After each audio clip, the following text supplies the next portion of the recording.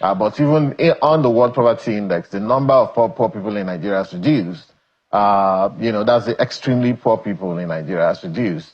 So that's remarkable. And you ask if how does that jive with the current rhetoric and current narrative of government? Of course, we understand that contrary to people who will come and say, you know what, people are hungry, let's share all the money, let's give them money on the streets and all of that.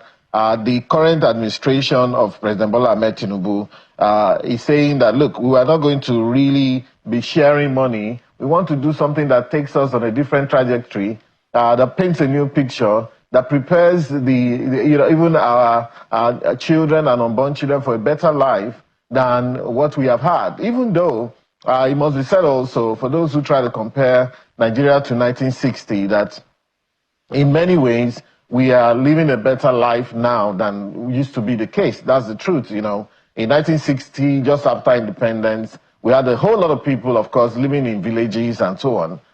It was when we took over government as nationals ourselves that people started moving from villages to Lagos, to Ibadan, to Kaduna, to Enugu and all of that. And then that created a kind of urban poverty because people found themselves in those cities and they were out of sorts as to what to do and what to.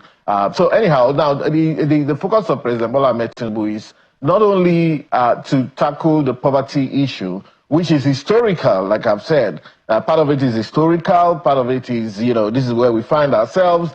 There are families who have been in generational poverty. But many times also, how do we get them to take different decisions?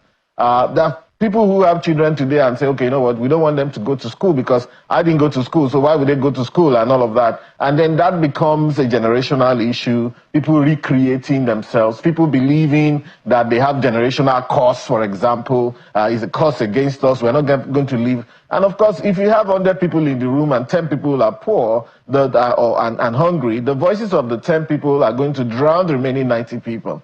What we're doing since President Tinubu came is to have a tectonic shift in the way people think, tectonic shift in the way the government operates, and you can see that from President Tinubu's last independence speech. I mean, how can someone roll out all those indices about positives going on in the economy, in the GDP, in revenue collection, in what have you, in the trade balances of the country, in revenue generation, in the health sector, in humanitarian services, and of course, people will still come and say, is that what we're going to eat?